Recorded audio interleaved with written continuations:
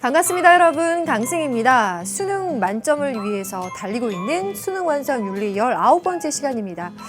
이번 시간이 왠지 가뿐하고 기분 좋은 이유는 드디어 현대 서양 철학으로 들어왔다는 거, 여러분들이 이미 많은 부분들을 잘 마무리 지었다는 점.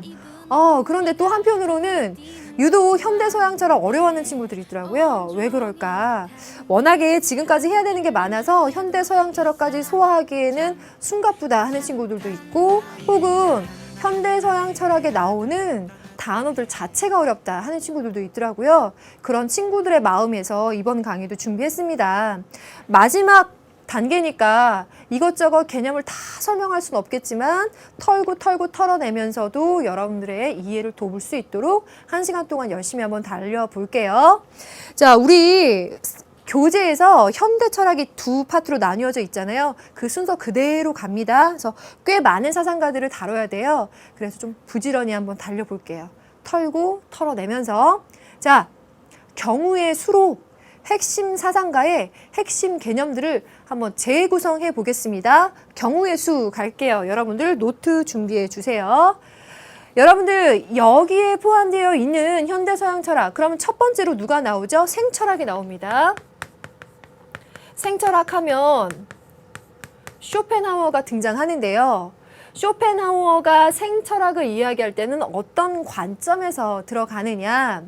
자, 여러분들 대표적으로 생애의 맹목적 의지라는 말이 떠오를 텐데, 이 이야기에 대한 해석을 잘 알고 있으면 사실 이 사람을 만들 때의 정답과 오답의 구도가 잘 갈려질 거예요. 하지만 여기서부터 시작을 해봅시다. 어디서부터 시작을 하느냐? 이 사람은 삶 혹은 생의 본질을 어떻게 보았는가? 요거 선택지로 하나씩 꼭 들어가거든요. 쇼펜하우어가 봤을 때는요, 삶이나 생의 본질 똑같은 말이긴 한데 이것의 본질은 이성이나 과학으로 설명할 수 있는 것이 아니다. 오히려 무엇으로 설명할 수 있느냐? 감정이나 혹은 우리가 구체적인 상황 속에서 살아갈 수 있는 여러 가지 어떤 충동들이 들어갈 수도 있고요. 그리고 의지들, 이런 것들로 설명할 수 있는 게 바로 삶의 본질이다. 여기에다 동그라미를 이렇게 쳐볼게요. 물론 여기에는 많은 요소들이 들어갈 겁니다. 따라서 생철학자인 쇼펜하우어 들어가게 되면은요, 가장 적절한 표현이 반이성 비합리주의, 이렇게 설명하는 것이 좋지 않을까 싶어요. 삶의 본질은 그래서 이런 것들로 설명에 들어갈 수 없다. 생의 맹목적인 의지가 삶의 본질이기 때문에, 그런 의미에서 보자면은요, 이성이나 과학으로 설명할 수 없다라는 부분은 뒤에 나올 실존주의와 공통된 구도인데, 그건 경우의 수 정리하면서 다시 한번 얘기해 볼게요. 그럼요, 삶의 본질은 바로 생의 맹목적인 의지고, 그 의지는 이성이나 과학으로는 설명할 수 없는 감정과 의지로 이해할 수 있는 영역이에요. 그럼 여기에서 두 가지의 포인트가 나옵니다. 맹목이라는 포인트 하나와 의지라는 포인트 하나예요. 자, 다시 한번 설명해 보면, 맹목이라는 포인트 때문에, 자, 목적이 있고 이것이 어디로 향해 갈지를 안다면 우린 이걸 이성적으로 논리적으로 설명해 가고 이해할 수 있을 거예요. 하지만 이건 목적이 없는 거예요. 목적을 상실한 겁니다. 따라서 이성이나 과학으로 설명할 수 없다. 이거 너무 중요한 거여서 한 번 더 언급해 보고 갈게요. 반이성 비합리주의적인 관점이다.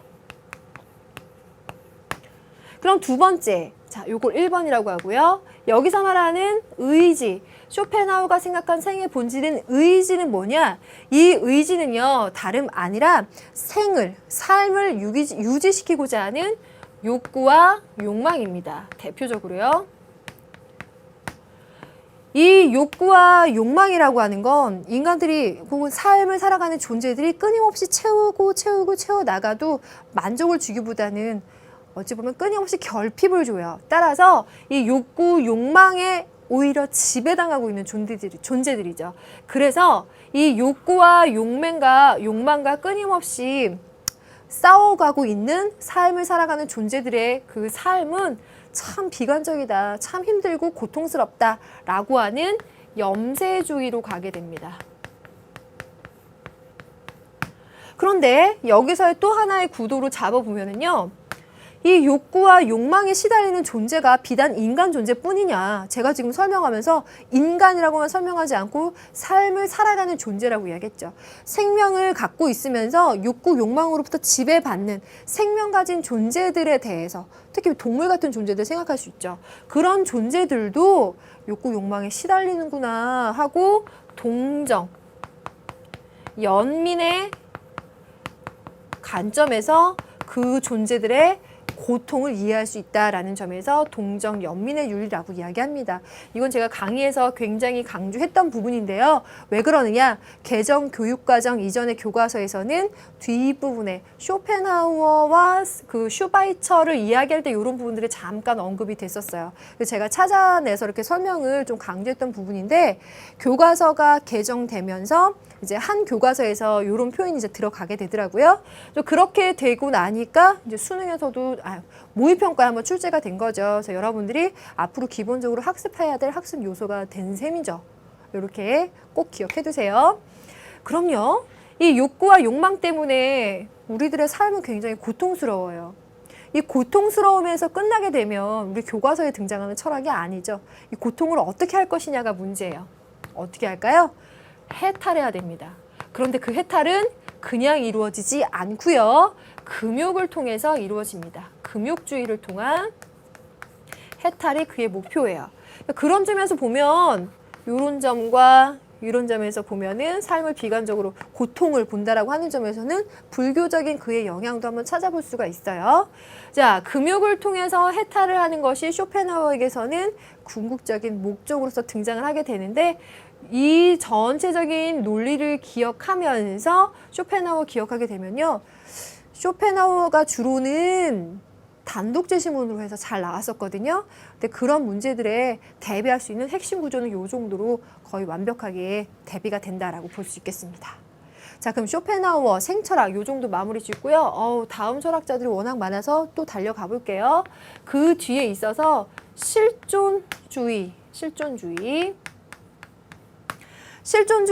자, 공통적으로 삶의 본질이라고 하는 거, 삶을 살아가는 인간 존재에 관해서 이성이나 합리성만으로는 설명할 수 없다라고 하는 관점을 공통적으로 갖고 갑니다. 그러면서 여기에 등장하는 한 철학자가 누구냐? 키르케고르. 키르케고르는요, 두 가지를 이야기하죠. 이게 은근히 잘 나와서요. 주체성이 진리이다라고 하는 표현과 신 앞에선 단독자. 자, 이 표현을 쓰는데요. 주체성이 진리, 이 표현이 뭐 그의 일기에서 나왔다라고도 하는데 인간들이 삶을 살아가면서 자신의 삶에 대해서 고민하고 선택하고 거기에 대한 책임을 질 수 있는 주체적인 면을 중요하게 생각하거든요. 실존주의의 기본적인 특성이죠. 그래서 이 표현들이 키르케고르에서 굉장히 잘 나오고요. 두 번째는 신 앞에선 단독자예요. 그러한 주체적인 인간 존재의 그런 주체성을 알려주고 싶은데 그 단독자로서의 인간이 살아가는 실존의 방식이 3단계가 있대요. 어떻게 되죠? 첫 번째는 미적인 단계. 미적인 쾌락을 추구하는 단계죠. 그리고 예술적인 쾌락을 추구하고요. 그 다음에는 윤리적인 단계로 갑니다. 윤리적인 행동을 통해서 내 삶의 본질을, 그 실존의 의미를 제대로 찾을 수 있을 거야 라고 생각했는데 오히려 거기에서 인간 존재의 부족함과 직면하게 된대요. 그래서 인간은 결국 신 앞에 서기로 결단한다는 거죠. 종교적인 단계까지 가는 것이 키르케고르가 설명하는 최종의 단계. 그러다 보니까 신 앞에선 단독자가 되죠. 키르케고르입니다. 또 여기 한 사람이 있는데요. 샤르트르입니다. 샤르트르의 경우에는 실존은 본질에 앞선다. 이렇게 써도 되겠죠. 근데 사실 저는 여기에 실존주의 의미가 거의 다 담겨 있는 것 같아요. 실존은 본질에 앞선다. 지금까지의 철학이 본질이라고 하면 어떤 보편성을 추구하는 것들, 이것들로 어떤 의미를 찾아가려고 했었다면 실존주의라고 하는 것은 그 본질이나 보편성 그 이전에 개개의 구체적인 실존의 삶의 모습을 이야기하는 것이 우선. 그래서 사물 존재가 아닌 특히 인간의 존재의 경우에는 내가 삶의 이 세상의 기투, 던져지는 거죠. 던져지고 난 다음 내가 어떻게 해서 살아갈 것인지, 무엇을 할 것인지, 나의 그 속성들과 본질들을 내가 선택해가는 게 중요한 거죠. 그래서 여기서도 역시나 선택과 그 주체적인 삶의 모습이 중요하게 부각되고 있어요. 그러면 자, 요 정도를 잡아놓고서 경우의 수로 가볼게요. 우선 쇼펜하우어의 경우에는 단독 제시문으로 잘 나와요. 여기서의 핵은 뭐냐? 의지가 뭔지 알아야 된다는 거예요. 의지는 욕구, 욕망이에요. 그래서 염세주의, 삶을 비관적으로 봐요. 고통 속에 있으니까. 하지만 거기서 끝나지 않고 그 욕구와 욕망을 극복하는 게 관건인 거죠. 요게 그의 철학에 있어서 중요하다는 거. 요 정도 여러분들이 파악했을 거라고 보고요. 그 외에 실존주의가 들어간다. 그럼 중요한 구도로는 키르케고르와 키라고만 쓸게요. 샤르트, 샤라고만 쓸게요. 두 사람이 같이 나온 적도 있었어요. 많이 같이 나오지는 않아요. 그 외에는 키르케고르가 좀 더 잘 나왔어요. 따져보면. 키르케고르가 나오되 어떠한 주제로 나오게 되냐면요. 신이라는 주제로 나와요. 이거 이제 여러분들 익숙하지요? 신을 이야기할 때는 다시 나눕니다. 인격신이 등장하고요. 또 자연으로서의 신이 등장하잖아요. 인격신 나오게 될 때는 우리 지난 시간에 이야기했던 그리스도교 윤리에 해당되는 사람들. 그리고 여기서 말하는 키르케고르가 인격신을 이야기해요. 이 사람이 얘기하는 건 그 인격신이죠. 반면에 자연으로서의 신은 스토아나 스피노자 같은 사람이 등장하죠.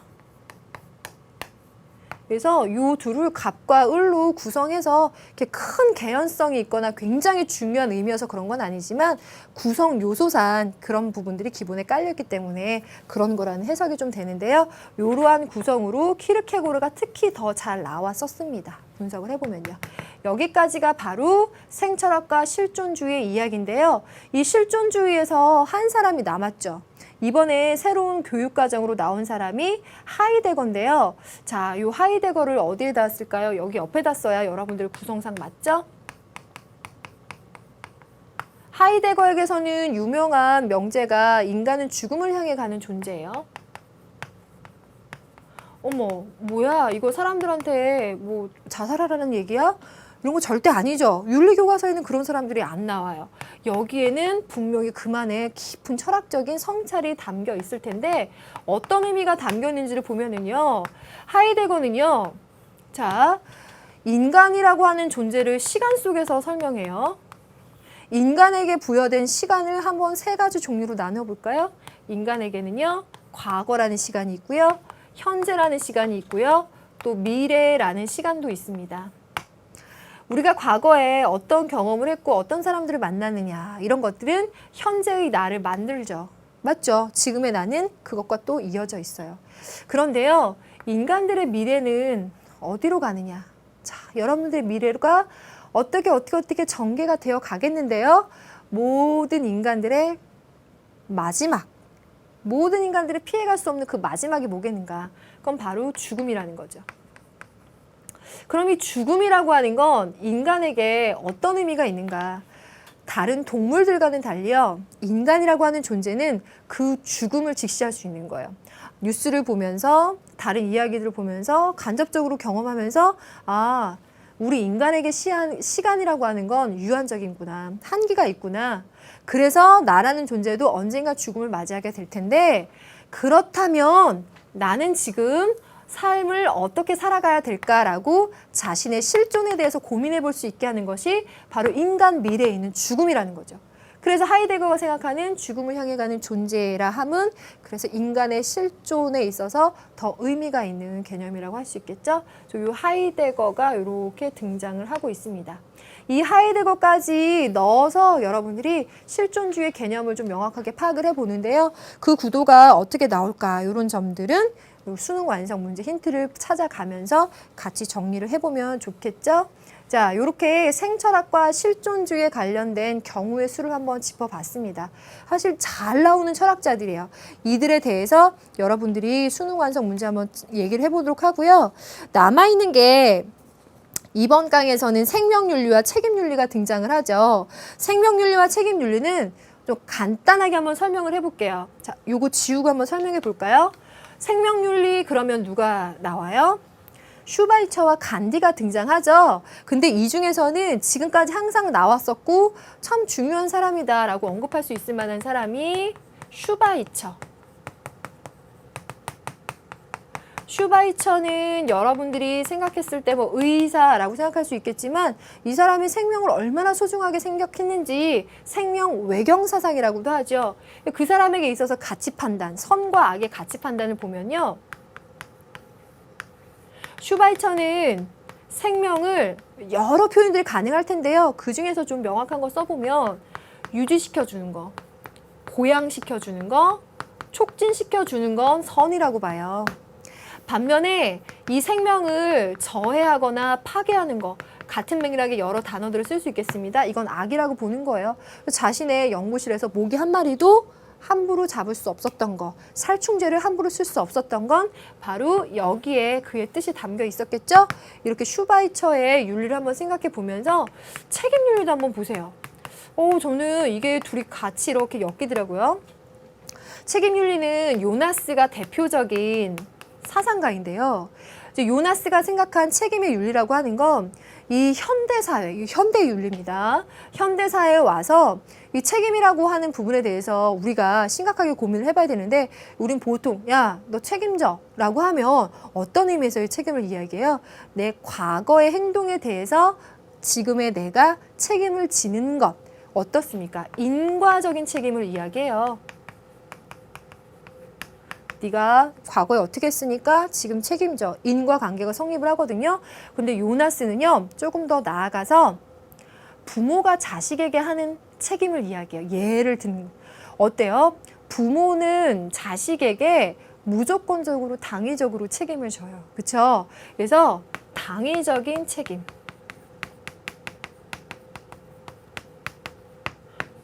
요 당위적인 책임을 이야기하는데요. 이 당위적인 책임에는 미래 세대에 대한 책임이 들어가겠죠. 그래서 우리가 앞으로 살아가야 될 인간 존재, 미래 세대에 대해서도 삶을 고려해 줘야 되고 그리고 생명을 가진 존재들에 대해서도 우리가 책임을 갖고 윤리적인 범위를 확장시켜야 된다라고 요나스의 논지를 끌어갈 수 있을 겁니다. 그런 점에서 보자면은요. 지극히 인간 중심적이거나 지극히 현재의 인간들만을 생각하는 관점을 벗어난 것이 책임 윤리의 논점이라고 볼 수 있겠는데요. 생명 윤리와도 어느 정도 통하는 면이 있어요. 그래서 이론상으로는 뭐 어렵게 기술되거나 그렇지 않는 사상가이지만 앞으로 수능 문제가 계속 진화하면서 어느 정도 갈 수 있을까라는 궁금증이 남는 사람들 중에 하나인데요. 슈바이처는 워낙에 잘 출제가 됐으니까 꼭 한번 기억하면서 이번 시간 경우의 수를 마무리 짓도록 하겠습니다. 자, 이제 수능의 눈으로 수능 완성의 문제를 더 완벽하게, 확실하게, 폭넓게 한번 보도록 할게요. 오늘의 첫 번째 문제는 어디? 99쪽의 1번. 자, 1번 문제부터 한번 이야기해 보겠습니다. 세 사람이 등장해요. 가불병은 현대서양 사상가들이다. 사실 우리 20문제 풀면서 현대서양이라고 알려주면 너무 고맙죠. 이들의 공통된 입장에 대한 설명으로 옳은 거. 사실 공통된 입장이 너무 어려워요. 그들의 서로 다른 표현들을 공통되게 아우를 수 있는 한 표현으로 압축을 시키고 변환시켜야 되거든요. 그래서 사실 되게 어렵고 세련된 문제예요. 한번 가보겠습니다. 참된 나의 삶을 살기 위해서는 어떻게 해야 됩니까? 나의 실존의 문제를 물어볼 것 같은데 내 삶의 의미, 본질을 찾아가려고 할 것 같은데요. 갑번은 보니까 스스로 신 앞에 홀로 선 자가 돼서 생각하고 행동해야 됩니다. 신 앞에 선 단독자가 바로 쉽게 유추가 되네요. 키르케고르 쓰고 시작하지요. 1번, 우리가 언젠가는 죽음에 이르게 된다는 것을 자각하고 이러한 사실을 직시해야 됩니다. 요거 하이데거의 이야기라는 거 굉장히 중요한 명제로 우리가 언급했고요. 병번 갑니다. 인간은 스스로 자기 자신을 만들어가는 존재이기 때문에 자유롭게 자신의 삶을 선택하고 책임져야 돼요. 자, 먼저 실존한 다음에 나의 본질을 선택해 나가는 거예요. 이거죠? 그래서 샤르트르 실존은 본질에 앞선다. 아하, 실존주의 세 사람을 다 쓴 거예요. 이 중에 뉴페이스 들어가 있고요. 그럼 이 지필 선생님께서 고민이 많으셨을 거예요. 하이데거라는 뉴페이스까지 엮어서 어떻게 갔을까? 다만 우리는 서로 모두의 공통된 입장이니까 실존주의의 관점에서 문제 접근할 수 있겠죠. 1번부터 한번 가볼까요? 와, 선택지가 굉장히 짧아요. 신앙과 이성의 조화를 추구한다. 이거 지난 시간에 했으니까 바로 답이 신앙과 이성의 조화를 추구하면 대표적으로 아퀴나스가 생각이 나네요. 이들의 공통점으로는 볼 수 없겠죠. 금욕적인 생활 자세를 추구한다. 자세를 중시한다. 금욕적인 삶을 중시하는 여러 학파 있겠지만 이들 세색에서 추론할 수 있는 내용은 아니고요. 주체적인 선택과 결단, 주체, 선택, 결단, 책임, 자유 이거 쓰셨나요? 실존주의에서 워낙 중요하게 공통적으로 강조되는 부분이에요. 저는 3번 체크하고 가겠습니다. 4, 5번 확인해 보죠. 4번에서 자연에 대한 이성적인 관조를 추구한다. 특히 이 부분을 이야기하는 건 스피노자. 삶의 의미에 대한 합리적인 탐구를 중시한다. 이 선택지가 왜 들어갔을까요? 이들은 비합리적인 방법을 이야기했기 때문에 오답지로 들어갔겠죠? 1번은 그렇게 어렵지 않게 풀었을 수도 있지만 그래도 의미 있는 구성이라는 점을 알려드리고 싶어요. 자, 다음 화면으로 함께 넘어가 볼까요? 4번 문제로 가요. 자, 4번 문제는 100쪽에 있어요. 준비됐나요? 읽어볼게요. 갑을 사상가들에 대한 옳은 설명을 보기에서 있는 대로 고른 것은 했네요. 갑번, 인간의 본질은 존재하지 않는데요. 그 본질을 생각하는 신이 존재하지 않기 때문이래요. 인간은 자기 자신을 만드는 존재에 의해 다른 게 아니래요. 선택할 수 있는 자유를 갖고 있지만 자유 그 자체는 선택할 수가 없대요. 그래서 자유롭도록 운명지어진 존재라고 설명하거든요. 이 사람이요. 여기 그 말이 나와 있죠. 자, 이 말을 보니까 인간이라고 하는 것은 실존은 본질에 앞선다. 이렇게 써도 괜찮겠죠? 실존은 본질에 앞서고요. 본질을 미리 정해준 신은 없어요. 자, 그래서 이 사람은 무신론적인 실존주의예요. 이 본질을 신 그 자체로 여러분 혹시 생각하면 안 되겠죠? 화살표 이렇게 점선으로 할게요. 그런 의미에서 보자면 본질이라고 하는 건 신에 의해서 미리 정해지는 것이 아니라 인간들이 실존 이후에 선택, 결단, 책임, 그래서 자유로운 거죠. 갑번 샤르트르. 1번으로 가볼까요? 1번을 가니까 객관적인 진리는 객관적이고 보편 타당하기 때문에 언제 어디서나 모든 사람에게 타당할지 모르지만 지금 여기 있는 나의 영혼을 구원하지는 못한다. 어느 누구도 아닌 나 자신의 영혼의 병을 고쳐주는 것이어야 나에게 있어서 진리가 아니겠는가. 여기까지 보고는 굉장히 좀 생소하다라는 생각이 들었는데요. 아니나 다를까 요 말을 붙여주셨어요. 주체성이 진리다. 키르케고르예요. 즉 다시 한번 강조해보면 객관적이고 보편적인 진리는 중요한 게 아니라 구체적이고 주체적인 삶 속에서의 나의 개별적이고 주관적인 그 삶의 의미가 뭐냐 그걸 찾아가겠다는 거예요. 제가 지금 이렇게 말하고 있는 것들은 사실 개념이나 수능 특강에서 이야기할 때는 굉장히 처음부터 중요하게 설명했던 거죠. 근데 지금 이제 완성 단계니까 줄줄이 설명할 수 없는 점 여러분들 다 헤아리고 있죠? 그렇게 해서 샤르트르와 키르케고르에 대한 옳은 설명 가봅니다. 갑번 실존은 본질에 앞선다고 주장한다. 이거는 당연히 맞는 선택지이겠고 이렇게 말했으니까 을은 만물의 필연적인 인과 질서에 대한 인식을 강조한다라고 했는데요. 키르케고르가 이야기하고 있는 것은 나의 선택과 결단을 이야기하는 것이지 필연적인 인과 질서를 말하는 건 아니죠. 니은번은 빼줘야 되겠네요. 기역번만 선택해놓고 다음 선택지로 가면 갑은 인격신의 존재 부정, 무신론적인 실존주의. 하지만 을은 유신론적인 실존주의, 디귿번. 리을번, 갑과 을은 개인의 주체적인 선택과 결단 중시. 여기까지 가져야 되네요. 기업과 지급과 리을이 들어가 있는 4번 선택지로 갑니다. 그래서 비교적 선택지 안에서는 그렇게 어렵지는 않게 물어보고 있으니까 여러분들이 실존주의 두 대표 사상가 한 번 더 복습해 보고요. 다음 문제를 한번 가볼까요? 다음 화면 가면요. 103쪽이요. 넘겼나요? 10번 문제요. 준비됐나요? 가볼게요. 갑을 사상가들에 대한 옳은 설명을 보기 위해서 고른 것은 갑과 을 있습니다.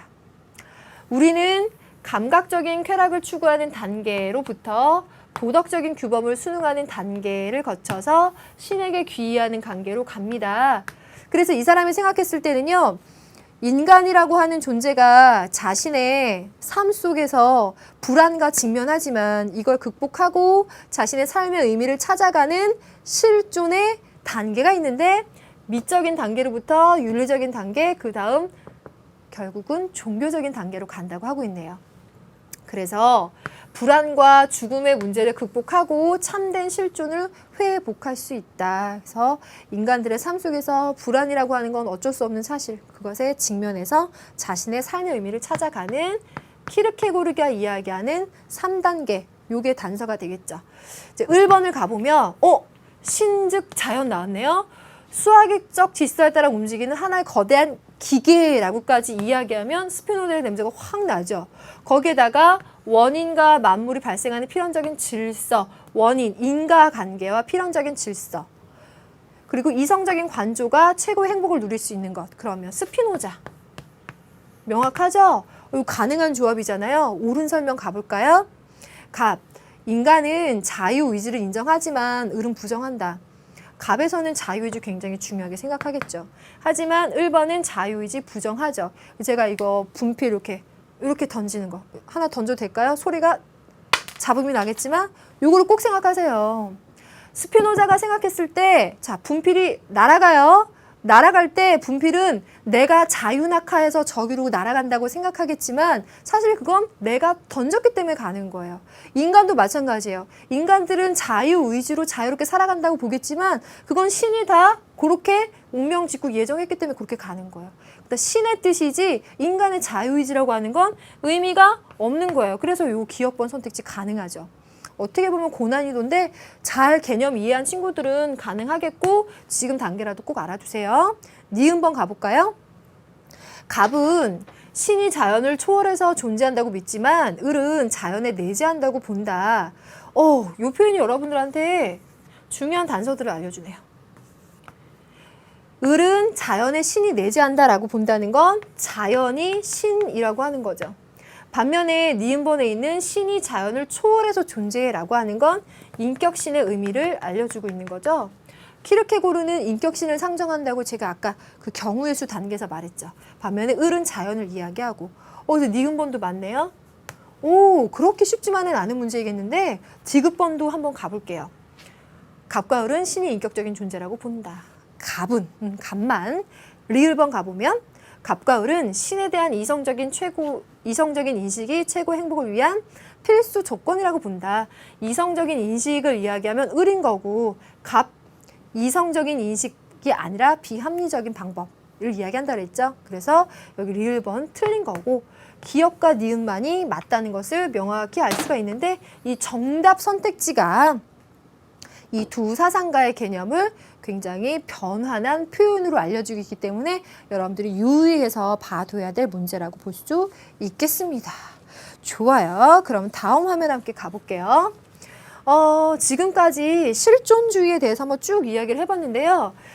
제가 이제 학생들한테 피드백을 많이 듣는 이야기들 중에 요소들 중에 하나가 이 실존주의에 나오는 용어들 자체가 어려워서 자꾸 틀리게 된다라고 말하는 친구들이 있어서요. 우리 스파르타식으로 신속하게 가보면서 이들의 오답지 혹은 정답지로 이 사람들의 개념을 한번 재확인해봐요. 가겠습니다.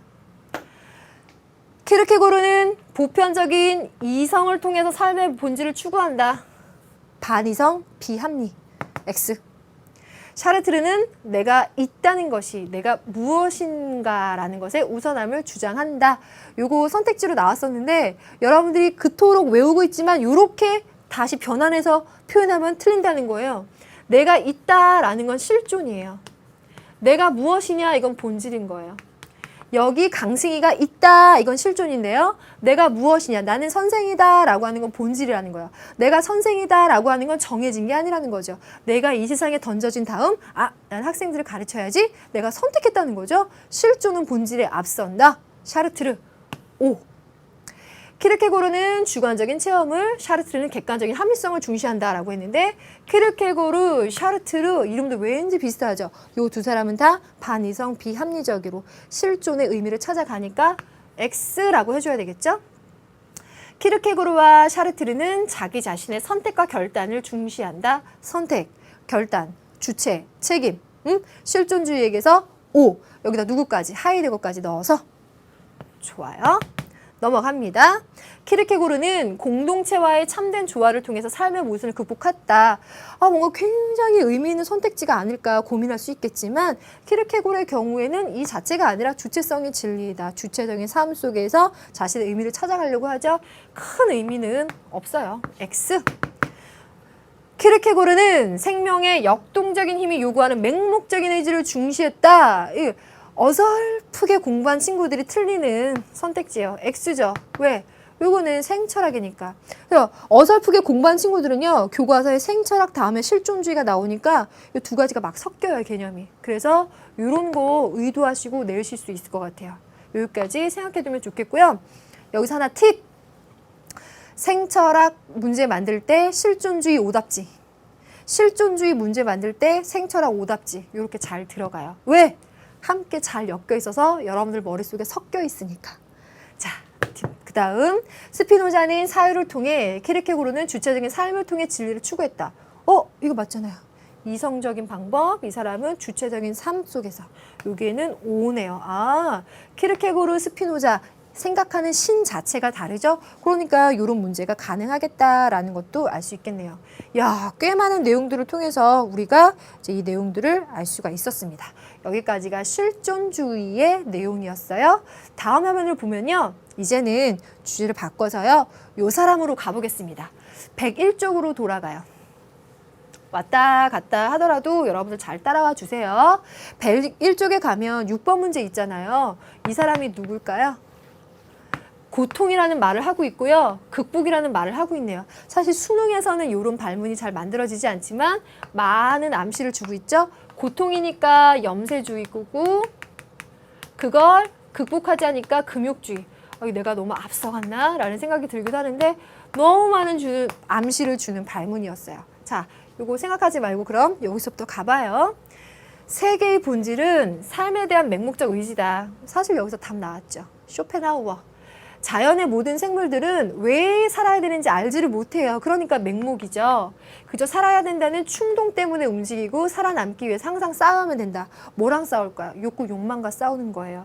그래서 살아가는 건 고통입니다. 염세주의. 생존은 가장 잔인한 고문인 것이다. 그래서 공부를 여기까지 안 한 친구들은 그래서 삶에 대해서 비관적으로 보고 거기서 끝나나 생각할지 모르겠지만 금욕주의로 간다는 거예요. 그래서 출제자 선생님도 여기까지 물어보고 싶었던 거죠. 그럼 금욕으로 가는 그 선택지를 찾아줘야 될 텐데 1번 보니까 절대자에게 귀의해야 된다. 근데 그걸 자신을 버리고 가야 돼.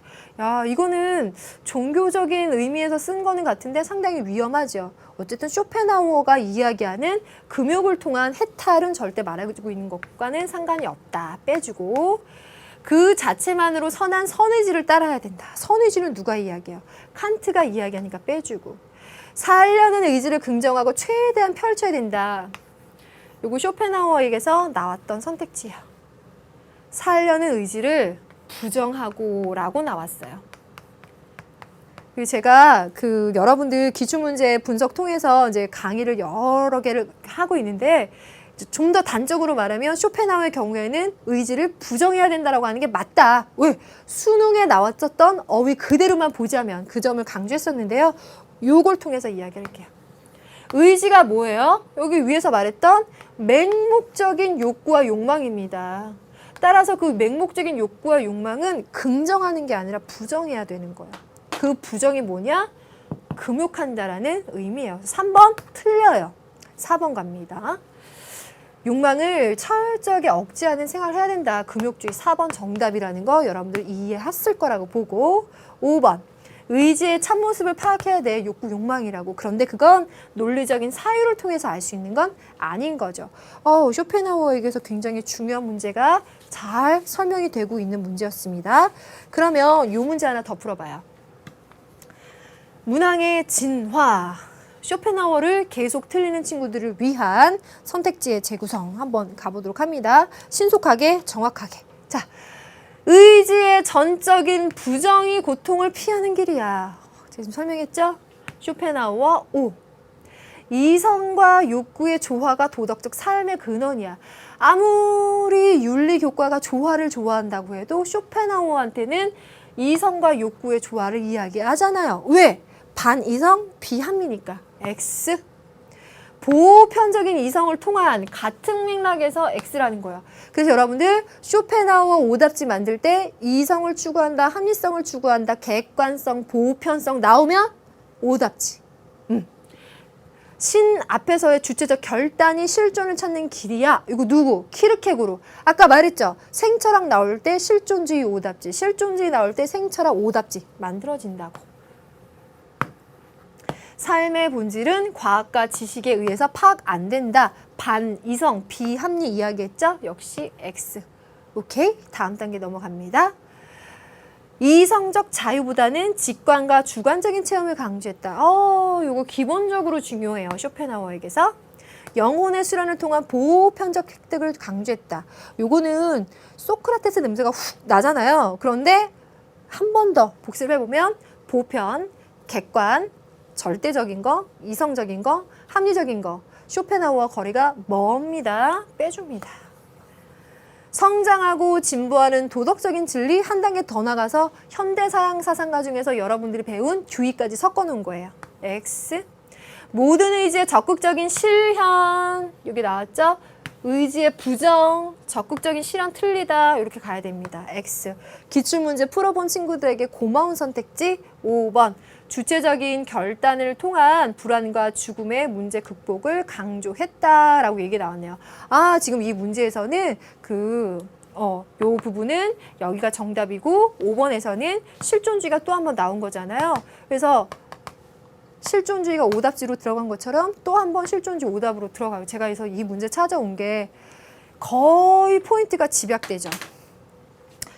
쇼펜하우어의 문제가 나온다면 여기 옆에다 한번 써볼게요.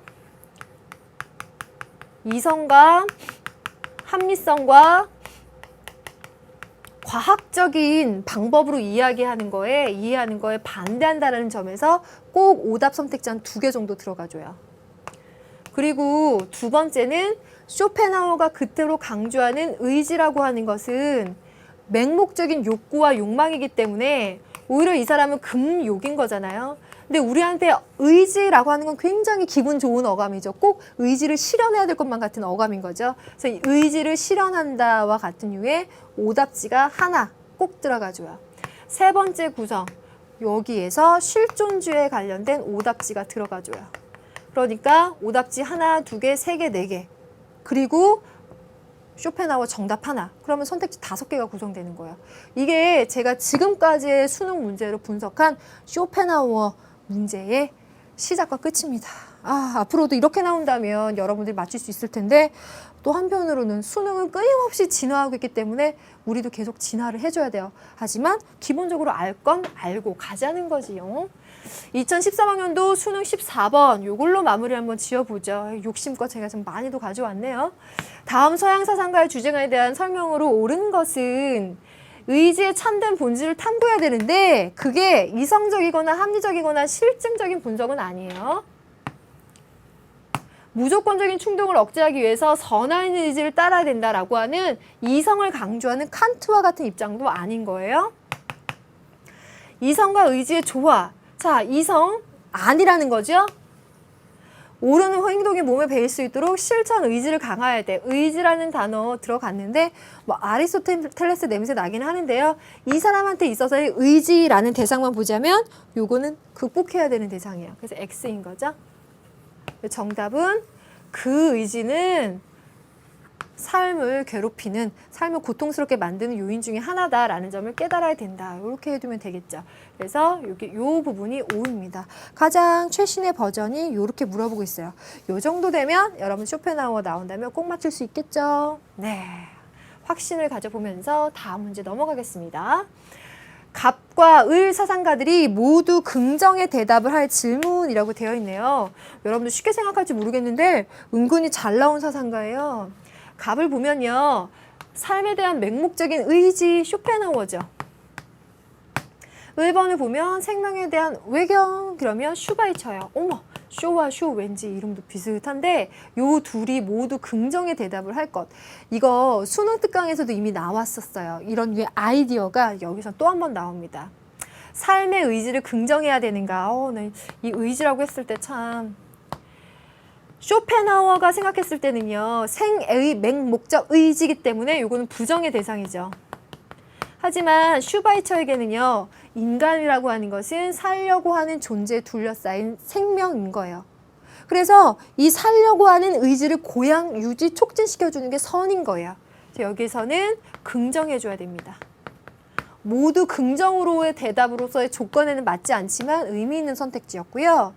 동물에 대해서도 배려해야 되는가. 굉장히 짧게 다 끝났지만 어때요? 동물이라고 하는 것은 쇼펜하우어의 입장에서 보자면 생의 맹목적 의지에 시달리는 존재니까 동정하고 연민해요.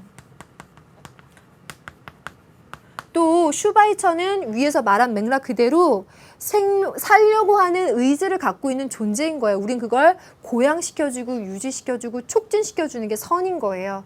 그래서 외경으로 가는 거잖아요. 따라서 쇼펜하우어와 슈바이처의 관점에서 봤을 때 서로 맥락은 달라 보일 수 있지만 결론상으로 보면 윤리적인 배려의 범위가 확대돼요.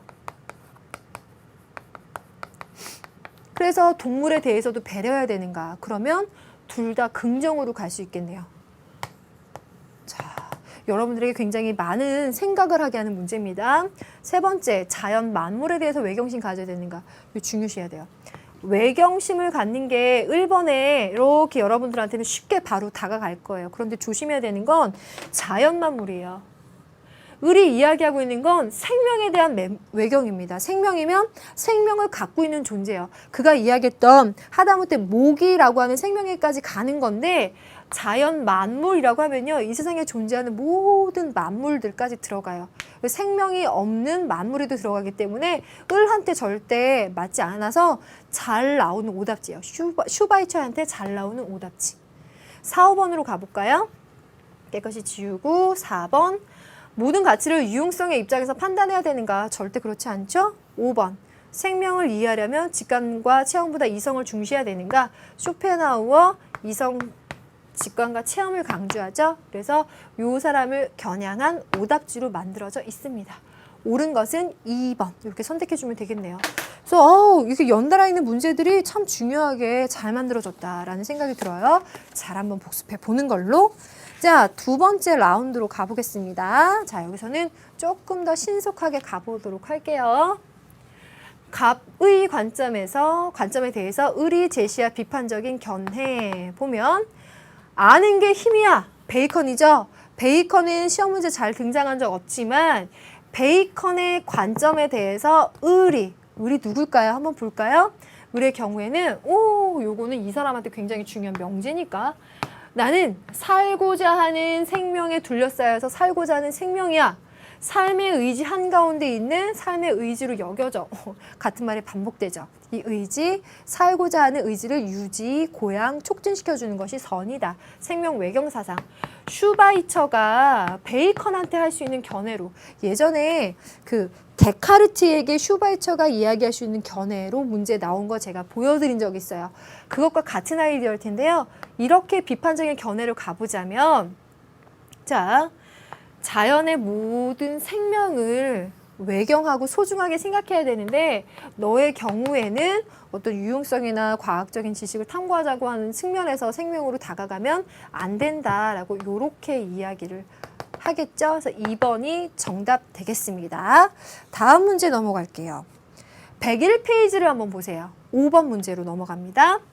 5번 문제에서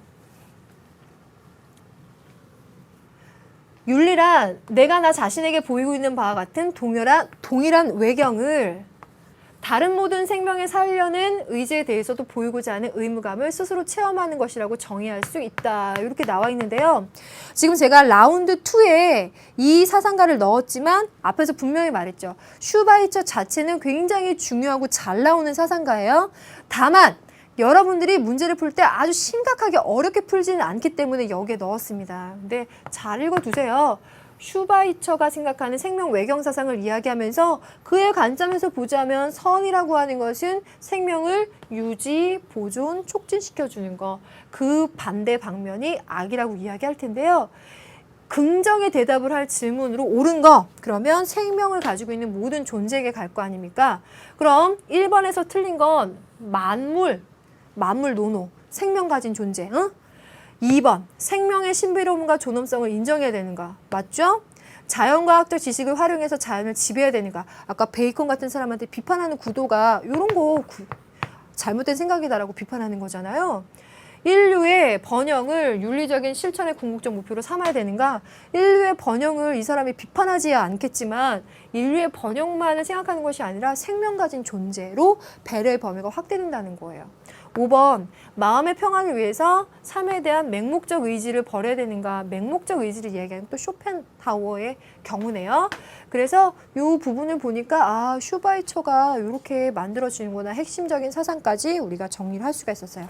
정답은 앞에 하면 잠깐 볼까요? 2번 선택지가 되겠죠? 이렇게 됐나요? 자, 101쪽에 5번 풀어봤습니다. 다음 문제 넘어갈게요.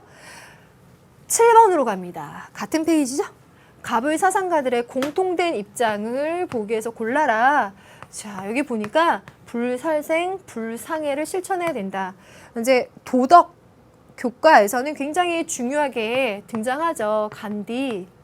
여기 1번에서 보면은 어떤 꽃도 망가뜨리지 말고 어떤 곤충도 밟아 죽이지 마. 항상 조심해. 생명 외경사상 이야기하는 슈바이처예요. 나온 적은 없는 구도이기 때문에 이제 여기서 신속하게 한번 풀어보는데 공통된 입장, 모든 생명의 존엄성 인정해야죠. 기억번 들어가야 되고 니은번, 생명들의 가치는 위계질서를 갖는다. 슈바이처한테 잘 나오는 오답지요. 위계질서를 갖는 것이 아니라 생명을 가졌다는 그 이유만으로 의지를 고양시켜주고 촉진시켜줘야 되는 거예요. 디귿번, 생명체의 살려는 의지를 긍정해야 된다. 이들에게서는 긍정이 맞겠네요. 디귿번, 리을번은 신과 세계와 인간의 본성은 이성이다. 이거 어때요? 이건 스토아파 같은 부분에서 이야기하는 거죠. 여기 기억과 디귿이 들어간 2번 선택지가 정답 되겠습니다. 7번까지 풀어봤어요. 그 다음에요. 100쪽으로 한번 넘어가 볼래요? 100쪽에서 3번 문제를 보면은요. 준비됐나요? 다음을 주장한 사상가의 입장으로 적절하지 않은 거 찾으라고 했는데 전통적인 윤리학에서 인간의 의무 대상은 지구상의 다른 어떤 것도 아닌 인간 자신이 전통적인 윤리학에서 대상이었대요. 그러나 오늘날 지구 생태계와 그 안에 있는 모든 생명체는 인간의 부당한 침해와 그로 인해 빚어진 훼손 가능성의 측면에서 자연이 그들에게 허용한 것, 즉 그들의 고유한 목적 자체에 대한 존중을 요구하고 있다. 지구상에서 최고의 권력을 소유한 인간은 더 이상 자기 자신만을 생각하지 않고 그들에 대해서도 우리가 책임을 갖고 봐야 된다라는 측면이에요. 그러면 이 부분을 보면서 마지막 제시문까지 정리를 해보니까 우리는 먼 미래를 예견하고 지구의 전 영역을 인과성의 의식 속에 포함시키는 책임의 윤리학을 수용해야 된다. 책임 윤리를 이야기하면서 인과적이고 또 당위적인 책임의 문제를 이야기하는 요나스의 관점이거든요. 그 사람의 입장으로 적절하지 않은 건 뭐냐. 5번을 한번 보세요. 자연은 오직 인간 생존의 필수 조건이기 때문에 보호되어야 된다라는 것이 아니라 그것을 넘어서서 우리가 그들 존재에 대해서 책임을 져야 된다라고 하는 거죠. 생명은 본래적인 가치를 가지고 인간의 본질은 책임질 수 있는 능력에 있으니까 우리가 지속적으로 미래 세대나 다른 존재에 대한 책임까지 생각해 봐야 된다라는 거잖아요. 그래서 요나스의 책임 윤리 문제화 시킬 수 있는 뭐 그런 요소들을 담고 있는데 요 5번에서 이렇게 특출나게 다른 맥락의 이야기를 하고 있어서 여러분들에게 방법상으로는 좀 쉬웠겠어요. 하지만 요나스 재심을 한번 꼭 읽어두세요. 자, 그럼 오늘의 마지막 문제가 되겠습니다. 다시 이제 102페이지로 가면서 마무리 지을게요. 8번. 새로운 윤리에 대한 설명으로 옳은 것. 여기에서 새로운 윤리는 뭐냐? 어느 현대사상가는 네 행위의 영향이 지구상에서의 진정한 인간의 삶과 지속되고 조화되도록 행해라. 그에게 있어서 생명은 지속되어야 된다. 인류는 존재해야 된다라는 명령은 최고의 의미이자 우리가 책임져야 될 가장 근본적인 사태예요. 그건 굉장히 당연한 것이고 의무적인 것인데 그 사람의 문제의식은 어디까지 가냐면 현대의 과학기술 문명이 초래한 위기에서 인간들이 지구적인 조건과 미래까지 진지하게 생각하면서 거기에 대한 책임으로 어디까지 우리가 생각해 봐야 되겠느냐. 책임의 윤리를 인과적인 차원뿐만 아니라 당위적인 차원까지 우리가 봐줘야 된다. 책임의 범위를 확장해야 된다라고 하는 새로운 윤리의 필요성을 역설했다. 요나스 문제예요. 그래서 제가 이 두 문제를 페이지 왔다 갔다 한 이유는 아시겠죠? 요나스 문제 두 문제로 마무리를 지으려는 겁니다. 그럼 옳은 거. 사실 앞 문제에서 오답의 요소가 여기 다 들어가 있어요. 오직 인간만이 내재적인 가치를 지닌다라고 본다면 이렇게 확대될 수가 없잖아요. 베이컨의 관점을 추구해서도 아닐 테고요. 3, 4번으로 넘어가면 생명의 지속에 대한 인간의 도덕적인 책임, 그 책임의 영역에 인간의 본질이 있다라고 봤었죠. 미래 세대의 이익보다 현대 세대의 이익을 우선해야 된다라고 했는데 미래 세대의 이익도 생각해야 된다 그랬어요. 그래서 부모의 자식에 대한 책임을 예로 들었고 행위의 결과는 인간이 책임질 수 없는 영역이다. 책임을 져야 되죠. 그래서 옳은 거는 3번 되겠습니다. 그래서 이번 시간에 쭉 보니까 생철학, 실존주의, 그리고 생명윤리와 책임윤리까지 해서 어느 정도 비슷한 성향의 두 개, 또 두 개 이렇게 해가지고 여러분들이 큰 구도로 봐도 굉장히 좋을 만한 부분 같아요. 제가 오늘 강의하면서 자꾸만 이렇게 막 긁고 이러는 게 보였죠? 네, 컨디션이 완전히 망가져가지고 막 몸에 막 뭐가 나고 있거든요. 제가 그래도 끝까지 힘내서 여러분들하고 같이 달릴 거니까요. 여러분들도 건강관리 잘 하면서 다음 시간으로 오세요. 다음 시간에는 현대윤리 두 번째 시간이에요. 자, 다음 시간에 만납시다. 감사합니다.